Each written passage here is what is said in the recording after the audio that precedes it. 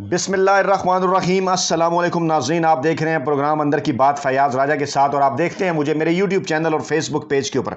دوستو، پاکستان کے اندر دوسروں کے مذاہب پر بات کرنے، مذہبی کارڈ استعمال کرنے اور دوسروں کی ذاتی زندگیوں پر بات کرنے کی بنیاد نواز لیگ نے رکھی، خاص طور پہ نواز شریف نے رکھی، ان کے قریبی حواریوں نے رکھی۔ 90 کی دہائی کے اندر محترمہ بینظیر بھٹو کی کردار کشی ہو، یا پھر عمران خان اور ان کی سابقہ بیوی جمامہ کے مذہب کے حوالے سے باتیں ہوں، یا دیگر معاملات ہوں، اس کے اوپر بات جو ہے وہ نواز لیگ کرتی رہی، نواز شریف کرتے رہے۔ اسی روایت کو آگے بڑھاتے ہوئے مریم نواز نے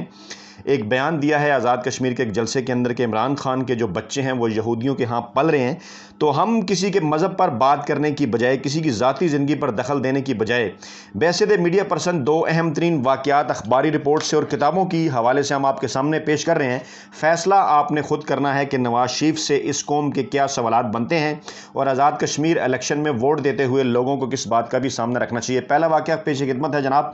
مولانا منظور احمد چنیوٹی 3 بار پنجاب اسمبلی کے رکن منتخب ہوئے۔ ان کی اصل وجہ شہرت تحریک ختم نبوت میں ان کی ناقابل فراموش خدمات ہیں۔ اس سلسلے میں وہ قادیانیوں کے تعاقب میں دنیا کے ہر گوشے میں پہنچے۔ پاکستان میں قادیانیوں کا ہیڈ کوارٹر روا کے نام کی تبدیلی بلا شبہ مولانا منظور احمد چنیوٹی کا ایک اہم کارنامہ تھا، جس کی مزاحمت پر یہ ایک رپورٹ پڑھ رہا ہوں میں جناب اخبار کی۔ اچھا، اہم کارنامہ تھا، اور یہ کتاب ہے رنگیلا وزیر اعظم، اس نے یہ اقتباس دیا ہوا ہے جناب۔ اچھا، جس کی مزاحمت پر قادیانیوں کے قائم مقام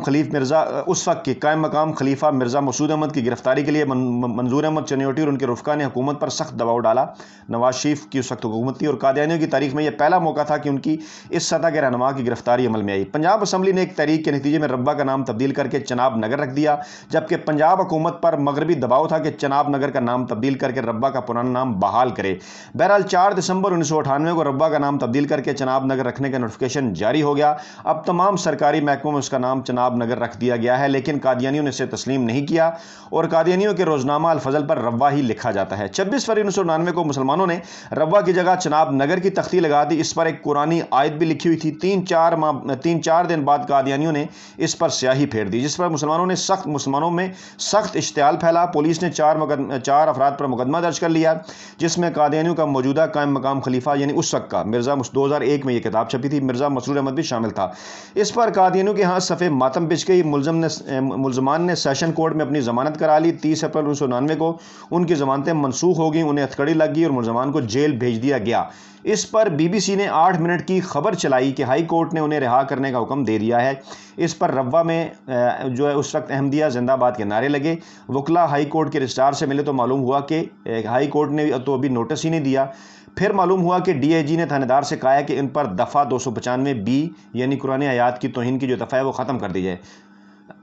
چنانچہ پولیس نے 295B حذف کر دی اور انہیں 16 MPO کے تحت گرفتار رکھا، جس پر چناب نگر کے مجسٹریٹ نے ان کی ضمانت لے لی۔ وکلا پھر سیشن جج کے پاس گئے اور ساری صورتحال بتائی۔ سیشن جج نے کہا کہ پولیس کو یہ اختیار نہیں تھا کہ جس دفعہ کے تحت انہیں گرفتار کرنے کا حکم دیا ہے اسے حذف کر دے۔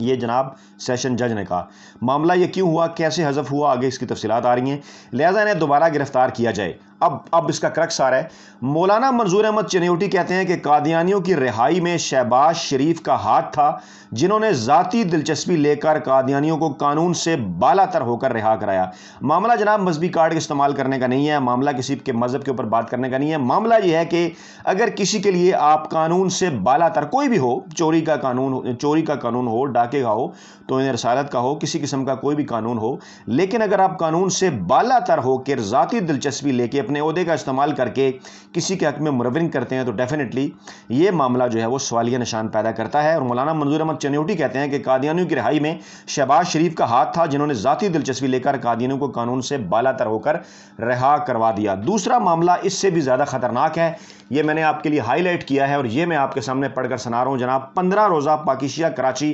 اپنی 15 مارچ 1993 کی اشاعت میں سلمان رشدی سے نواز شریف کی خفیہ ملاقات کے عنوان سے لکھتا ہے۔ 18 فروری کو BBC نے ایک ممتاز بھارتی اخبار قومی آواز کے حوالے سے اپنے ایک نشریے میں بتایا کہ پاکستانی وزیر اعظم میاں نواز شریف نے BBC کی عالمی سروس کے ذریعے براہ راست انٹرویو کو عین وقت پر منسوخ کر کے ان تمام لوگوں کو حیرت زدہ کر دیا جو اس پروگرام کا شدت سے انتظار کر رہے تھے۔ اس سے قبل بھارتی وزیر اعظم نرسمہا راؤ اس پروگرام میں شرکت کر چکے تھے، جس کے فوری بعد BBC نے پاکستانی وزیر اعظم سے انٹرویو کا پروگرام طے کیا تھا۔ بھارتی اخبار کی اس رپورٹ رپورٹ کے مطابق ان لوگوں کے لیے جو پاکستان کی سیاست پر گہری نظر رکھتے ہیں،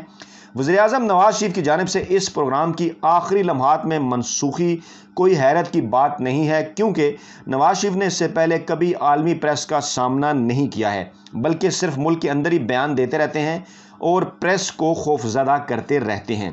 رپورٹ میں بعض سفارتی ذرائع کے حوالے سے کہا گیا ہے کہ بی بی سی ریڈیو اور ٹیلی ویژن کی طرف سے شروع کیا گیا یہ ایک ایسا پروگرام ہے جس کا سامنا کرنے کے لیے کوئی پاکستانی لیڈر تیار نہیں ہے۔ یہ بھی کہا جا رہا ہے کہ وزیراعظم نواز شریف نے چند ہفتے قبل شاطم رسول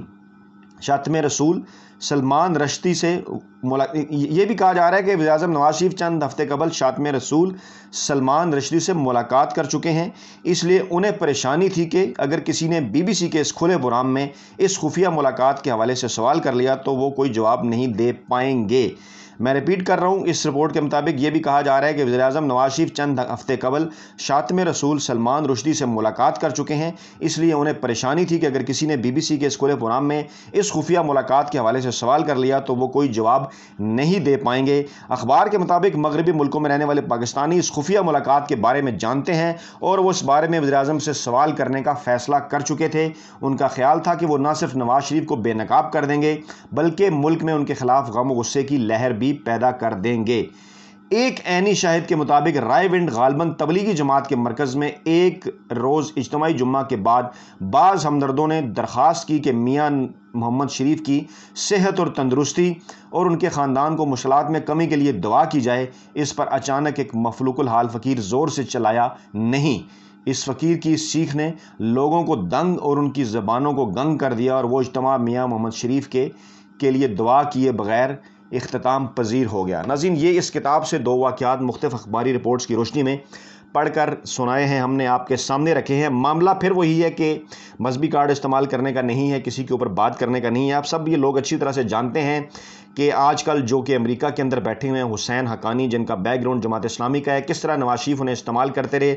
دوسرے مخالف سیاستدانوں کے مذاہب کے اوپر وہ ان کا مذہبی کارڈ استعمال کرتے رہے، مذاہب کے اوپر بات کرتے رہے، ان کی ذاتی زندگیوں کے اوپر بات کرتے رہے، ان کے خلاف گھٹیا پروپیگنڈا کرتے رہے، چاہے وہ محترمہ بینظیر ہوں یا چاہے موجودہ وزیراعظم عمران خان ہوں۔ ان سارے معاملات کی بنیاد پاکستان میں نواز شریف نے رکھی ہے اور ان کی صاحبزادی ایک مرتبہ پھر جو ہے وہ اپنے جلسے جلوسوں میں یہی بات کرنی ہے۔ کبھی وہ عمران خان کو ان کے ہواری یہودی ایجنٹ قرار دیتے ہیں، کبھی جو ہے وہ جمائمہ خان کے تعلقات سلمان رشدی کے ساتھ بتاتے ہیں کہ جناب انہوں نے جو اپنی سٹڈیز کمپلیٹ کی تھی اس میں انہوں نے جمائمہ رشدی کی جو ہے وہ سلمان رشدی کی کو مدد حاصل کی۔ لیکن ان سارے معاملات کے ساتھ ساتھ یہ جو معاملات تاریخ کے تناظر میں ہمارے سامنے موجود ہیں، پڑے ہوئے ہیں، ان کا آپ کے سامنے لایا جانا اس لیے ضروری ہے اس موقع کے اوپر کہ پاکستان مسلم لیگ نواز کی تاریخ کیا ہے۔ لوگ بالکل ٹھیک بات کرتے ہیں، مسلم کا لفظ شاید کیونکہ مسلم لیگ قائد اعظم کی جماعت تھی وہ ختم ہو گئی، نواز لیگ ہی اس جماعت کو کہنا چاہیے، اور میں کوشش کروں گا کہ نواز لیگ ہی کہوں۔ تو نواز لیگ کے جو رہنماؤں کے بیانات ہیں، نواز لیگ کے رہنماؤں کے جو کرتوت ہیں، نواز لیگ کے رہنماؤں کے حوالے سے جو چیزیں چھپ چکی ہیں وہ نئی جنریشن کے سامنے لانا انتہائی ضروری ہے۔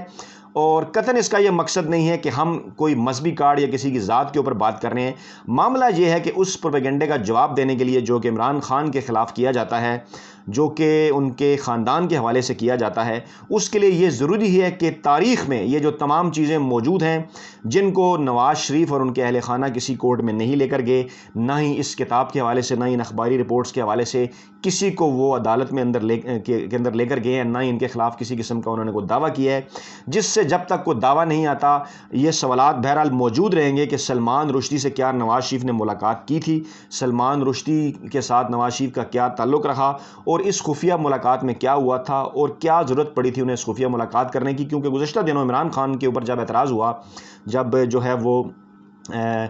مغرب میں جو ہے وہ نعوذ باللہ توہین رسالت ہو رہی تھی فرانس میں، اور عمران خان کو اس حوالے سے بیان آیا، اور پھر کئی چیزوں کے اوپر جو ہے وہ نواز لیگ کی جانب سے اعتراضات آئے، جب پاکستان کے اندر ملک میں TLP کے مظاہرے چل رہے تھے، تو عمران خان نے ان سے یہ سوال کیا، پوچھا کہ جب سلمان رشدی والا واقعہ ہوا تھا تو نواز شریف اس وقت کہاں تھے، ان کی جانب سے کون سی اسٹیٹمنٹ سامنے آئی تھی؟ تو کئی ملازم صحافیوں نے یہ کہا کہ نواز شریف جناب اس وقت وزیر اعظم نہیں تھے، وزیر اعظم وہ بے شک نہ ہوں، وہ پنجاب کے وزیر اعلیٰ تھے اور اپوزیشن لیڈر بھی رہے، اور جب وہ وزیر اعظم تھے تو اس حوالے سے ان کے حوالے سے خبریں بھی چھپیں، ان خبروں کا جواب دیا جانا بھی جو ہے وہ انتہائی ضروری ہے۔ تو ناظرین، اپنا بہت خیال رکھیے گا، دعاؤں میں یاد رکھیے گا۔ نئی ویڈیو کے ساتھ جلد آپ خدمت میں حاضر ہوتے ہیں۔ اللہ نے کے بعد۔